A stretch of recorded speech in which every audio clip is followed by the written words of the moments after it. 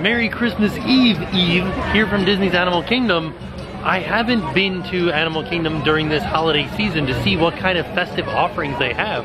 I know that there's a new bird show for the holidays that talks about the Festival of Lights, which I think is part of the Indian tradition, but I'm not 100% sure because I haven't seen it yet. So hopefully we'll get to see that today, as was the Animal Kingdom tree.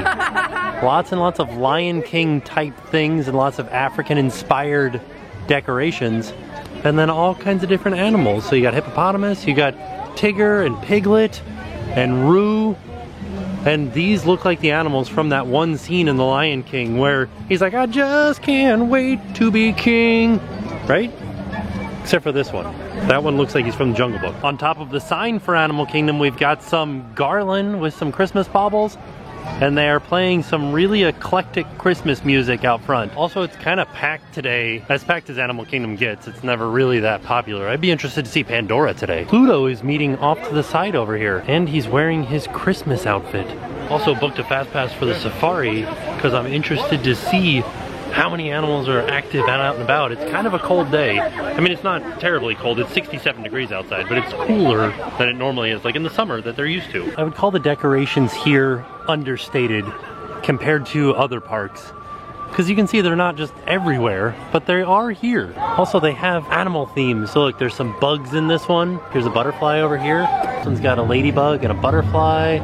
There's a sign out front of Discovery Trading Company that says, personalize your Christmas ornaments. Let's go see what they're talking about. It's more than just Christmas ornaments. You can get personalized Mickey ears. And then Christmas ornaments. Wow, these are awesome. Here are the prices for personalizing the Christmas ornaments. You still have to buy the Christmas ornaments, but they can add different sayings and dates and stuff like that onto them. Oh, I guess they had an issue with people coming up and trying to take a picture of Doug and Russell. They put like a scrim here to block it off.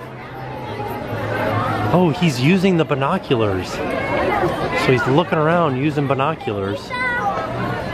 But now we can't see him because he's behind this curtain. Kind of looks like we might be showing up just at the right time for the next great Up Bird adventure. It's still a half an hour away and there's already a pretty big line adventure. And you can see they've got some decorations all over the stage. Chicken keeps coming out and changing the radio station. There it is. Oh no, she got caught. Namaste. My name is Annika and welcome to Anandapur, where adventurers meet up.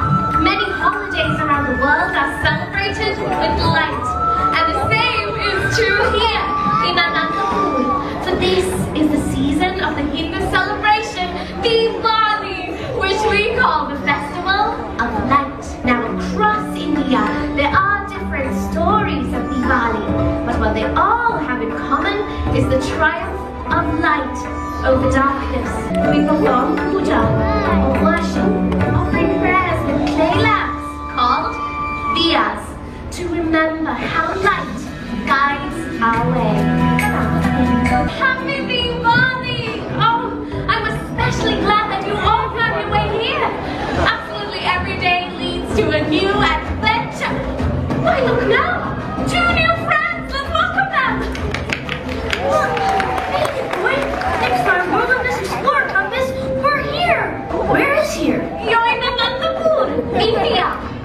Wow! We're in an Panda Panda! No, we're in India! And who is your furry friend? He's my dog. We found him in South America. He's trained. Speak, boy! Hi there! Did he just say? My name is Doug. You can talk!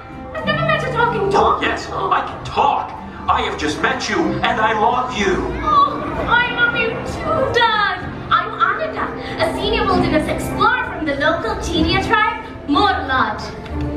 Oh, Mor means peacock in the Hindi language. Wait a minute. We read about you in our Wilderness Explorers newsletter. Oh yeah, the newsletter about birds from around the world. Now we're ready to have a new bird adventure. Then you're in the right place. An explorer is a friend to all. An explorer is a friend to all. Be it plant or fish or tiny mole. Be it plant or fish or tiny mole. The wilderness must be explored. Caw, caw, roar.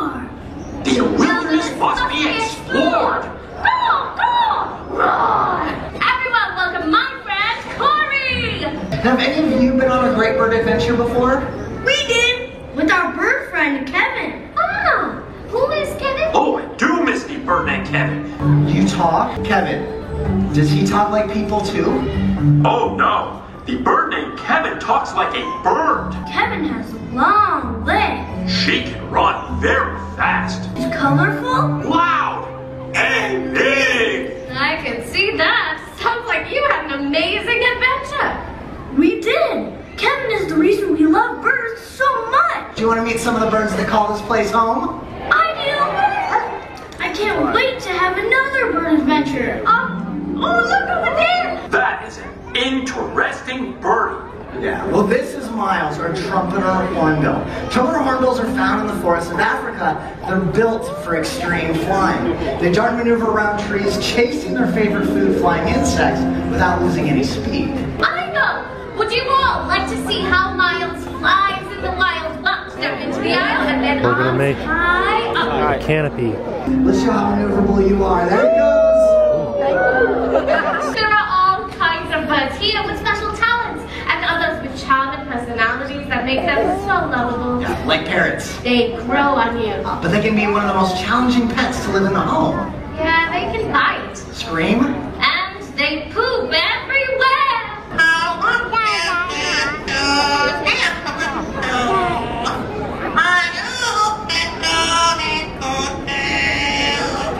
Excellent job. I'd like you all to meet our Andean condor. That's a big bird. One of the biggest. She has a wingspan of about 10 feet across. I'm going to show that off. Don't worry, everyone. That's right. There are many different species of vulture. And they're all so important because of what they eat, which is, They eat carrion. yeah, those animals that dive out in the wild. Vulture comes along, cleans up the mess, stops the spread of disease. In a way you can call vultures nature's recyclers. So important. You'll discover birds and other animals with incredible stories. And discovering their stories is just the beginning of your adventure. Smile, Russell. For you. Now go explore. Adventure is out there. Oh, Glad you could all visit our feathered friends here. Like the fireworks of Diwali, birds in flight give me hope for the new year. Nature and all of its wonderful creatures all around. All we have to do is look up. Right, Russell? That's right. The wilderness must be explored. Now let's go and have a wonderful next adventure. Namaste. Bye. That was interesting. There wasn't much different about the show for the holiday season. So as you guys saw, I didn't show very much of it, but they talked about the Festival of Lights for the holiday season. And that was basically it. They added the picture of Kevin too. All right, we are heading into Harambe. Let's see if they've got any Christmas. Oh yeah, look, we've got some gourds and some lights here. All the gourds are carved with some elephants on them and stuff. What else? These are pretty neat. I wonder if they're gonna play any Christmas songs. Let's celebrate. Welcome to Mombasa. Welcome to Africa. Here comes Show Me the Way.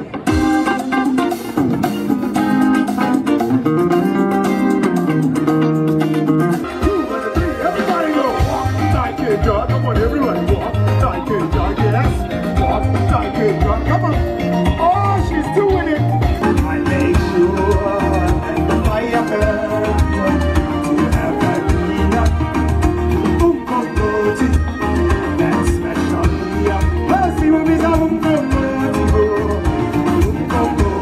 So they didn't have any holiday songs, but they did have a song about beer. That counts, right? So we were back here watching Burudika, and I noticed that the Kilimanjaro Safaris line is back here. And I have a fast pass for it right now, but the entrance is way up there. I had to get closer to make sure it wasn't a glare or something like this. But it really is a 145-minute wait. It was actually a super short wait for Fast Pass. It is so cold for me. Everybody, my name's Brian, and I'll be your safari guide for your journey through the Harambe Wildlife Reserve.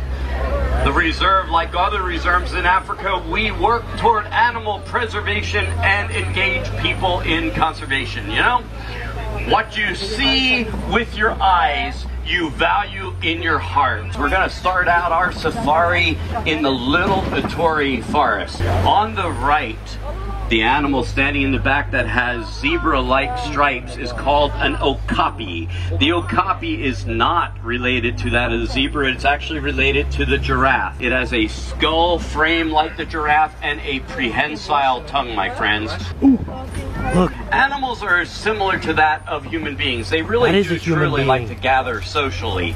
My favorite animal, if you look up on top, up on the hill is a black rhino. The black rhino is the smallest of the rhinos, believe it or not. It weighs 3,000 pounds. I am looking for air bubbles. Why? Because I'm spouting for the hippo. The hippo can stay underwater for 8 minutes at a time. He's actually laying on the banks today. He weighs 5,500 pounds.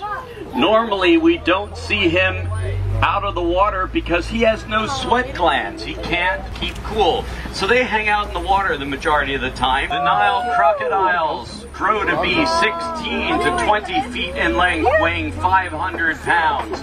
They have a bite that's 2,000 pounds per square inch. It is bone crushing. My friends, you're gonna notice the baobab tree. The baobab tree is leafless 9 months out of the year. Its nickname is the Tree of Life because it stores thousands of gallons of water in its trunk. The Maasai giraffe grows to be 20 feet tall. He has 27 vertebrae in his neck, the same amount we have as human beings in our back. On the left, my friends, are the wild African dogs. The wild African dogs hunt in a pack. They have an 80 to 90% success rate, getting back to the discussion of the giraffe. The prehensile tongue is purple because the purple tongue will not get sunburned. You would think that their large horns are heavy. They are not. They are actually honeycombed on the inside. The large gray animals behind them are the white-bearded wildebeests. They actually migrate in a herd of 1.5 million, and they travel 800 to 1,000 miles per year. On your right, friends, the small antelope are called springbucks. The springbucks do what their name says. They can spring 6 feet in the air. What a beautiful animal. No two coats are exactly the same, my friends. It's almost like a fingerprint. The mandrill monkeys. There's actually a baby in front of the mother there on the front. The male is walking down on the cliff. The male is 100 pounds, where the female is only 30 to 40 pounds. Thousands of acres of land is taken away due to mining of the mineral coltan. Coltan is found in cell phones and computers. So friends, you can help me save the habitat for the elephant by recycling your cell phones and your computers, you guys.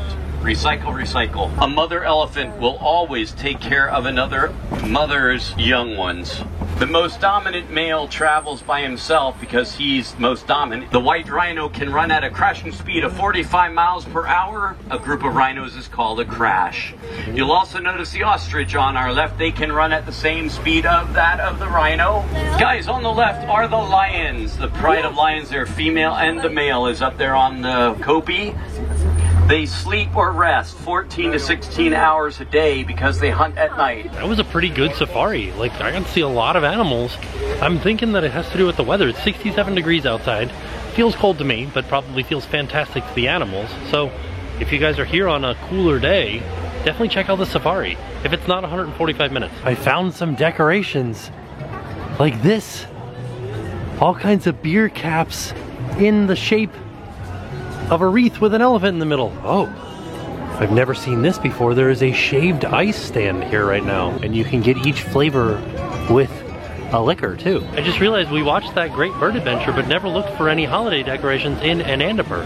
So let's head over and see what they've got over there. Just came into the stroller parking section right across from the Up Great Bird Adventure, and I noticed this stage over here. And on the back of the stage, there's a sign for sitar lessons. So I wonder if they're bringing the sitar player back. Maybe, that would be cool. I think something that's fairly new here at Drinkwallah is this seating area down here.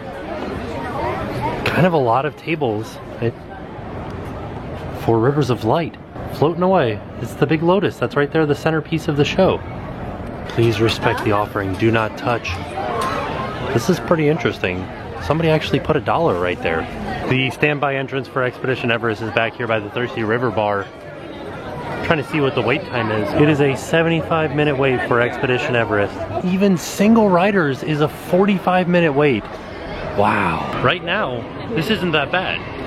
Christmas Day, it's gonna be packed. They're bringing out the actual main Lotus. The one that we saw earlier was not the main Lotus, but you can see that this one is, with its center structure that extends up in the middle of the show. Time to head into Dino Land, USA. I know they have a lot of decorations there. I don't think I've ever seen this sign before.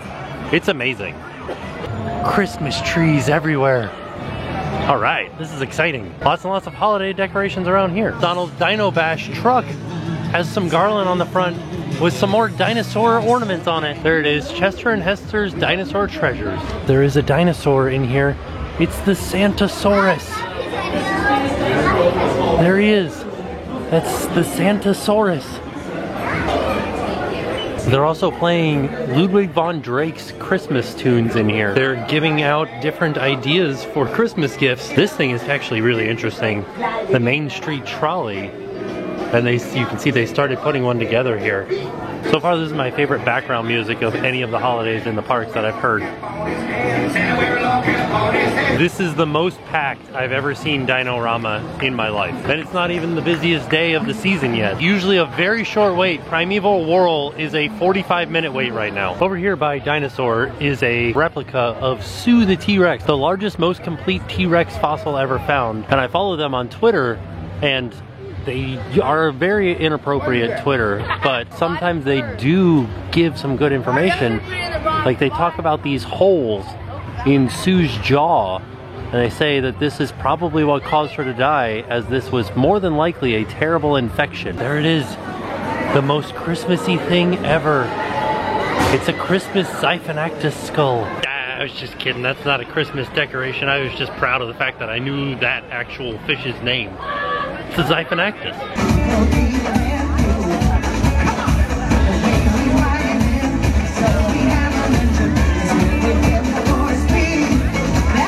It really is interesting coming to Animal Kingdom around Christmas because there's not really anything that separates it from a Christmas day at the park versus just a normal day at the park. Aside from there's more people here, but as far as like decorations and things to do, if you go to Epcot, if you go to Magic Kingdom, if you go to Hollywood Studios, they have dedicated holiday offerings. So I think that's just an interesting thing about Animal Kingdom, is that there's not really a lot of holiday offerings here. Still a fun place to come, and the safari was amazing in the cooler weather. So with that being said, we are off, and we will see you guys tomorrow. And now it's time to pay the price. I wake up every early morning, kiss my teeth up with African beer.